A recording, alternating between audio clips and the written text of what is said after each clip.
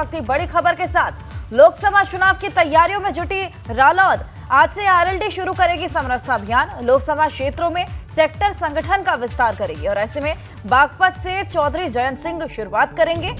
जैन धर्मशाला में सभा का आयोजन होने वाला है। तो लोकसभा चुनाव की तैयारियों में जोरों शोरों से अब आरएलडी भी जुट गई है। आरएलडी समरसता अभियान की शुरुआत करने जा रही है और आपको बता दें कि लोकसभा क्षेत्रों में सेक्टर संगठन का यहां पर विस्तार किया जाएगा और बागपत से चौधरी जयंत सिंह इसकी शुरुआत करने वाले हैं। जैन धर्मशाला में सभा का आज आयोजन भी होने वाला है। तो यानी कि देखा जाए तो लोकसभा चुनाव की तैयारियों में अब जोरों शोरों से रालोद जुटने वाली है। समरसता अभियान की आज शुरुआत होगी और लोकसभा चुनाव की तैयारियों को लेकर ये बड़ा अभियान चलाया जाए। और जब 2024 के महामुकाबले के लिए महागठबंधन की चर्चा तेज है, बसपा ने अलग रास्ते पर चलने का फैसला किया। बसपा अध्यक्ष मायावती ने साफ कर दिया कि बसपा किसी भी गठबंधन का हिस्सा नहीं बनेगी, बल्कि अकेले दम पर चुनाव लड़ेंगी।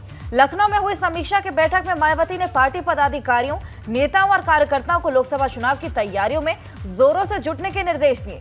बसपा की रणनीति ग्रामीण क्षेत्र में पैठ मजबूत करने की है। वहीं बसपा की एकला चलो वाली नीति ने राजनीति में हलचल बढ़ा दी है।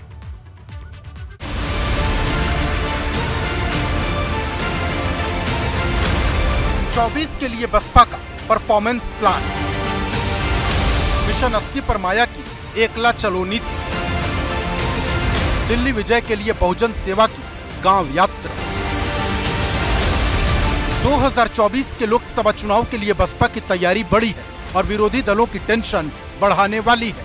यूं तो बसपा की बैठक निकाय के नतीजों को लेकर थी, लेकिन बैठक से जो संदेश निकला वो 2024 लोकसभा चुनाव का है। बसपा ने 2024 के लिए वोट हमारा, राज तुम्हारा का नारा बुलंद कर दिया है। किस तरह के दिशा निर्देश आगे? माननीय बहन जी ने निर्देश दिया है कि हम सभी लोग वर्कर हमारे जो हैं, चाहे वो बूथ के हों चाहे सेक्टर की, समीक्षा कमेटी के लिए सारे हमारे कोऑर्डिनेटर जिलाध्यक्ष सब लोग लग के समीक्षा करेंगे और बूथ सेक्टर को फिर से कमेटी बनाने का काम करेंगे। सर 2024 का जो चुनाव होगा उसकी तैयारी के लिए पूरी मजबूती से तैयारी के लिए सब लोग लगे हैं। सभी 80 सीटों पर बसपा लड़ेगी? हाँ। समीक्षा बैठक के बाद बसपा ने साफ कर दिया कि 2024 में बसपा अकेले दम पर चुनाव लड़ेगी। मतलब बसपा के महागठबंधन में शामिल होने का कोई चांस नहीं। दूसरा, बसपा का जोर आने वाले दिनों में ग्रामीण क्षेत्रों में पैठ मजबूत करने पर होगा। ओबीसी आरक्षण और महिला आरक्षण को लेकर भी बसपा अभियान छेड़ सकती है। साफ है कि बसपा की रणनीति सोशल इंजीनियरिंग के रास्ते जमीनी स्तर पर जातीय समीकरणों को साधने की है। साथ ही ये संदेश देने की कि बसपा विपक्ष के दूसरे दलों से पूरी तरह अलग है।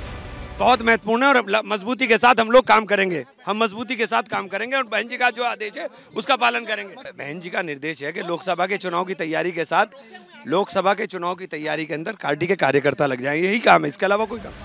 बसपा की बैठक का एक संदेश पार्टी के नेताओं और कार्यकर्ताओं के लिए भी है कि आने वाले दिनों में पार्टी के नॉन परफॉर्मिंग नेताओं पर कार्रवाई की गाज गिर सकती है। देखिए, अभी निकाय का चुनाव होकर निपटा है, उसके ऊपर आदरणीय बहन जी ने काफ़ी गंभीरता से लेते हुए हम लोगों को समझाया कि आगे कैसे हम लोगों को कदम बढ़ाना है। उसके साथ साथ जो हमारी जिला कमेटी, विधानसभा committee, sector committee, booth committee, उन्हें रिन्यू करने के लिए हम लोगों को अगस्त तक निर्देश दिया है। अब हम लोग पूरी ताकत के साथ उन्हें रिन्यू करेंगे ताकि लोकसभा चुनाव में अच्छा रिजल्ट हम लोगों का है। माना जा रहा है कि बसपा में संगठन के स्तर पर जल्द ही बड़े बदलाव देखने को मिल सकते हैं। बसपा की योजना अगले 3 महीनों में सेक्टर और बूथ स्तर पर कमेटियों में गठन की है। कमेटियों में 50% युवाओं को जगह दी जाएगी। बसपा की योजना महिलाओं की भागीदारी भी सुनिश्चित करने की है।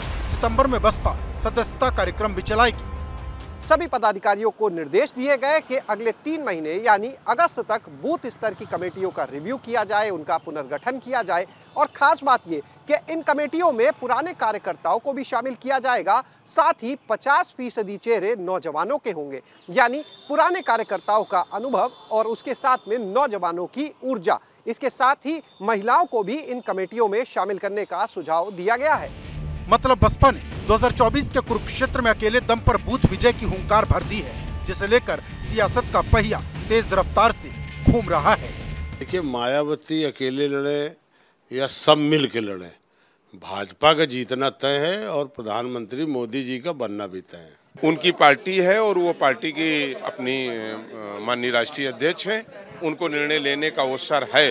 लेकिन इस समय देश और राज्य की जो परिस्थितियां हैं उसमें सभी राजनीतिक दलों को एक उद्देश्य से चुनाव लड़ना चाहिए और वो उद्देश्य होना चाहिए लोकतंत्र और संविधान को बचाने का। जाहिर है कि मायावती के अकेले दम पर चुनाव लड़ने के फैसले ने खासकर सपा की टेंशन बढ़ा दी है। लखनऊ से विवेक त्रिपाठी के साथ ब्यूरो रिपोर्ट, एबीपी गंगा। मामूली बात पर बीच सड़क पर मारपीट देखने को मिली है। औरैया में दो लोगों के बीच सड़क पर जमकर मारपीट हुई। मारपीट का वीडियो भी सामने आया है जो कि वायरल होने लगा है। औरैया कोतवाली के संजय गेट की ये पूरी घटना है।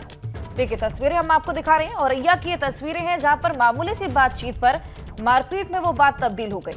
मामूली बात थी, बीच सड़क पर आप देखिए किस तरीके से मारपीट होने लगी और मारपीट का वीडियो भी देखिए किस तरीके से अब वायरल होने लगा है। अब देखिए किस तरीके से यहाँ पर मारपीट का मंजर देखने को मिल रहा है। बीच सड़क पर ये मारपीट हुई थी।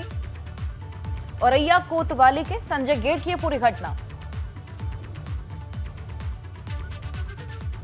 देखिए किस तरीके से वहां पर भीड़ इकट्ठा हो गई और देखिए लोगों में वहां पर अफरा तफरी मच गई। मारपीट देखिए मामूली बातचीत हुई थी, उसके बाद ये जो पूरी बातचीत थी मारपीट में तब्दील हो गई।